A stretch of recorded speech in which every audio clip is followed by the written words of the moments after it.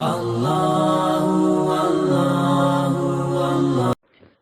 باللہ من الشیطان الرجیم بسم اللہ الرحمن الرحیم۔ سورہ کہف کے 7 رکوع ہو گئے تھے، یہ 8واں رکوع ہے، آیت نمبر 54 ہے۔ فرماتے ہیں وَلَقَدْ صَرَّفْنَا فِي هَذَا الْقُرْآنِ لِلنَّاسِ مِنْ كُلِّ مَثَلٍ، ہم نے اس قرآن میں لوگوں کے لیے ہر طرح کی مثال بیان کر دی ہے، ہر طرح کی وضاحت ہم نے اس قرآن میں بیان کر دی ہے، اور بیان بھی کیسے کی ہے؟ صرفنا، دہرا کر، پھیر کر، مختلف انداز میں۔ وَقَانَ الْإِنسَانُ أَكْثَرَ شَيْءٍ جَدَلًا، لیکن انسان بہت زیادہ جھگڑالو، ہر معاملے میں جھگڑتا ہے۔ دنیا میں حال یہ ہے کہ نطفے سے پیدا ہونے والا انسان ہڈی کو پکڑتا ہے اور کہتا ہے کیا اس کو اللہ تعالیٰ دوبارہ زندہ کرے گا؟ ایک کافر نے نبی کریم صلی اللہ علیہ وسلم کے سامنے ہڈی کو پکڑا، چورا چورا کر دیا اور کہنے لگا کیا یہ دوبارہ اس کو زندہ کیا جا سکتا ہے؟ دوبارہ اس کو زندہ کیا جائے گا؟ اور اسلام کو مغلوب کرنے کے لیے کجیاں تلاش کرتا ہے، قرآن کریم میں، اللہ کی کتاب میں، اللہ کے کلام میں، اور قیامت کے دن بھی جھگڑا کرے گا۔ حدیث مبارکہ میں آتا ہے کہ قیامت کے دن اللہ رب العزت جب کفار کو اٹھائیں گے تو شروع میں وہ ماننے سے انکار کر دیں گے، ہمارے پاس تو رسول آیا ہی نہیں تھا، ہمیں تو کوئی پیغام پہنچا ہی نہیں تھا، ہم نے تو یہ گناہ کیے ہی نہیں تھے، ہم تو شرک کرتے ہی نہیں تھے، سب چیزوں کا انکار کریں گے۔ جب سب چیزوں کا انکار کریں گے تو ایک موقع ایسا ہوگا کہ اللہ تعالیٰ ان کے سامنے معاملات کو واضح کرتے چلے جائیں گے، دلائل سے ثابت کرتے چلے جائیں گے۔ تو وہ کہیں گے یا اللہ تو نے تو یہ وعدہ کیا ہے کہ تو ناانصافی نہیں کرے گا، یہ سارے گواہ باہر کے ہیں، ان میں سے کوئی بھی میری ذات سے متعلق نہیں، مجھے ایسا گواہ دکھا، کوئی ایسی دلیل دکھا جو میری ذات میں سے ہو۔ اللہ تعالیٰ اس کے منہ پر مہر لگا دیں گے اور پھر اس کے اعضاء بولنا شروع کریں گے، ہاتھ بولیں گے، پاؤں بولیں گے، سر بولے گا، اور پورا جسم اس کا بول اٹھے گا یہ نافرمان تھا۔ تو یہ بڑا حیرت سے کہے گا اے میرے اعضاء، تمہارے لیے ہی تو میں یہ سب کچھ کیا کرتا تھا۔ تو ہم نے لوگوں کے لیے اس قرآن میں ہر ایک مثال کو مختلف انداز میں بیان کر دیا، لیکن انسان سب سے زیادہ جھگڑالو ہے۔ وَمَا مَنَعَ النَّاسَ أَن يُؤْمِنُوا إِذْ جَاءَهُمُ الْهُدَىٰ وَيَسْتَغْفِرُوا رَبَّهُمْ إِلَّا أَن تَأْتِيَهُمْ سُنَّةُ الْأَوَّلِينَ أَوْ يَأْتِيَهُمُ الْعَذَابُ قُبُلًا۔ ان لوگوں کے لیے ایمان لانے سے کوئی بھی چیز مانے نہ ہوئی جس وقت ان کے پاس ہدایت آ پہنچی۔ ہدایت سے مراد قرآن کریم آنے کے بعد، ہدایت کے آنے کے بعد انہیں ایمان لانے سے کوئی چیز مانے نہ ہوئی، اور وَيَسْتَغْفِرُوا رَبَّهُمْ، اور اس بات سے کہ یہ اپنے رب کے سامنے استغفار کریں. استغفار کرنے سے بھی، اللہ تعالیٰ سے مغفرت طلب کرنے سے بھی انہیں کوئی چیز مانے نہ ہوئی الا مگر ان تأتیہم سنت الاولین او یأتیہم العذاب قبلا، مگر یہ کہ ان پر بھی پہلوں کا سا عذاب آ جائے، پہلوں سا کا معاملہ ان کے ساتھ بھی کیا جائے. او یأتیہم العذاب قبلا، یا عذاب ان کے آمنے سامنے آ جائے. یعنی کہ اتنے جھگڑالو لوگ، اتنے نافرمان لوگ، سارے دلائل ان کے سامنے آ چکے، بس یہی بات رہ گئی تھی کہ اب ان پہ عذاب آئے. حجت تام ہونے کے بعد عذاب آئے، اور یہ لوگ یہی کہہ رہے ہیں کہ ہم پر عذاب کیوں نہیں آتا، عذاب کیوں نہیں آتا ہم پر. اگر ہم نافرمان ہیں، اگر اللہ تعالیٰ کو ہمارا یہ طریق ناپسند ہے تو عذاب کیوں نہیں آتا.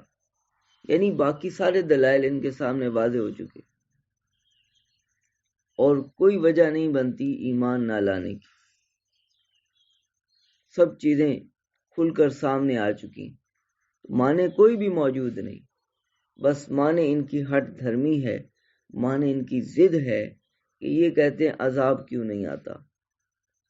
اگر ہم غلط طریقے پر ہیں، اگر ہم گمراہی پر ہیں، تو پھر ہمارے اوپر ہلاکت آنی چاہیے تھی.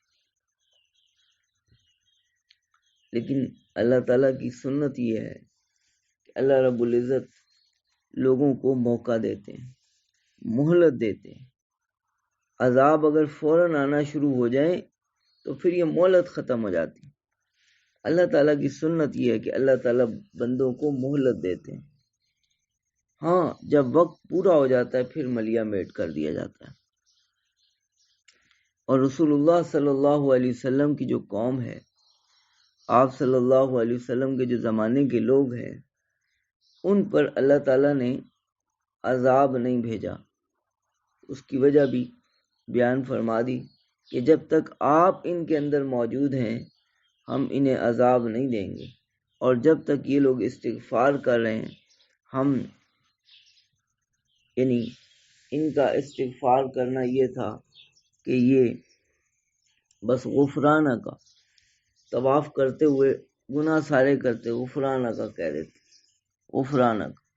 تو اسی بات پر ان کو اللہ تعالیٰ نے عذاب سے چھوٹ دی ہوئی تھی، جب تک یہ استغفار کر رہے ہیں، اور جب تک یہ لوگ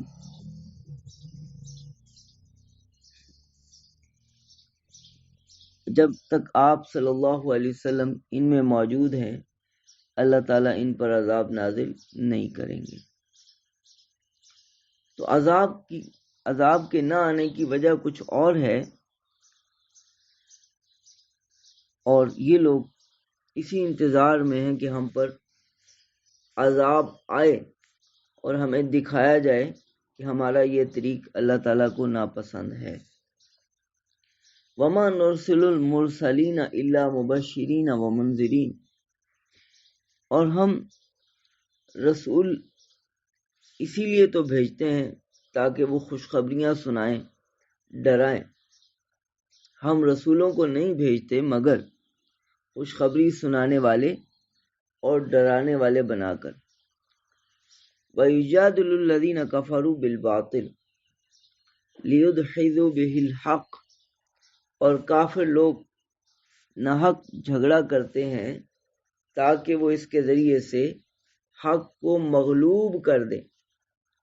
وَاتَّخَذُوا آیَاتِي وَمَا أُنذِرُوا هُزُوًا، اور انہوں نے میری آیات کو اور جو انہیں ڈرایا گیا اس سب کو مذاق بنا دیا. ہزوا کہتے مذاق، کہ انکار کرتے چلے جا رہے ہیں، اور دوسرا استہزاء کرتے ہیں، مذاق اڑاتے ہیں، اور حق کو جھٹلانے کا انداز یہ ہے کہ کہتے ہیں کہ یہ ہو ہی نہیں سکتا، اور ہمارا طریق بالکل درست ہے. حق کو اس طرح سے غلط بیان کرتے ہیں کہ باطل کے ذریعے سے حق کو مٹانا چاہتے ہیں۔ ومن اظلم ممن ذکر بآیات ربی، آگے اللہ تعالیٰ ان کا جو حال ہے کہ یہ کس درجے کے ہیں، ان کا کیا سٹیٹس ہے، وہ اللہ تعالیٰ بیان کرتے ہیں کہ اس سے بڑھ کر ظالم کون ہو سکتا ہے، جس کو اس کے رب کی آیات کے ساتھ نصیحت کی جائے، فأعرض عنہا، وہ اس سے اعراض کرے، وَنَسِیَ مَا قَدَّمَتْ یَدَاہ، اور جو کچھ اس کے ہاتھوں نے آگے بھیجا اسے بھولتا چلا جائے، اور اسے کچھ فکر نہ ہو کہ اس سب کا مجھے جواب دہ ہونا ہے۔ اِنَّا جَعَلْنَا عَلَىٰ قُلُوبِهِمْ أَكِنَّةً، ہم نے ان کے دلوں پر پردے رکھ دیے ہیں، ان یفقہوہ، کہ اس کو سمجھ پائیں، وفی آذانہم وقرا، اور ان کے کانوں میں بوجھ ہے، وَإِن تَدْعُوهُمْ إِلَى الْهُدَىٰ، اور اگر آپ ان کو ہدایت کی طرف بلائیں گے، فَلَن يَهْتَدُوا إِذًا أَبَدًا، تو یہ ہرگز بھی ہدایت کو حاصل نہیں کریں گے، ہدایت کو اختیار نہیں کریں گے۔ وَرَبُّكَ الْغَفُورُ ذُو الرَّحْمَةِ، اور تیرا رب بخشنے والا رحمت والا ہے، اس لیے وہ ان کو ڈھیل دیتا ہے، ان کو مہلت دیتا ہے اور ان کو موقع دیتا ہے۔ وَلَوْ يُؤَاخِذُهُمْ بِمَا كَسَبُوا، اگر اللہ تعالیٰ ان کے کیے ہوئے اعمال کے سبب ان کو پکڑتا، لَعَجَّلَ لَهُمُ الْعَذَابَ، تو اللہ تعالیٰ ان کو پیشگی عذاب دے دیتا، ان کو جلدی عذاب دے دیتا۔ بل لہم موعد، بلکہ اس کا ایک وعدہ مقرر ہے، لن یجدوا من دونہ موئلا، وہ اس کے وعدے سے ذرا بھی سرک نہیں سکتے، ہٹ نہیں سکتے۔ وَتِلْكَ الْقُرَىٰ أَهْلَكْنَاهُمْ، یہ بستیاں ہم نے انہیں ہلاک کر دیا، لما ظلموا، جب انہوں نے ظلم کیا، وَجَعَلْنَا لِمَهْلِكِهِمْ مَوْعِدًا، اور ہم نے ان کی ہلاکت کے لیے بھی ایک وعدہ مقرر کیا تھا، پہلے انہیں مہلت ملی رہی، جب مہلت ختم ہو گئی تو پھر ان کو ملیہ میٹ کر دیا گیا، ان سب کو ہلاک کر دیا گیا۔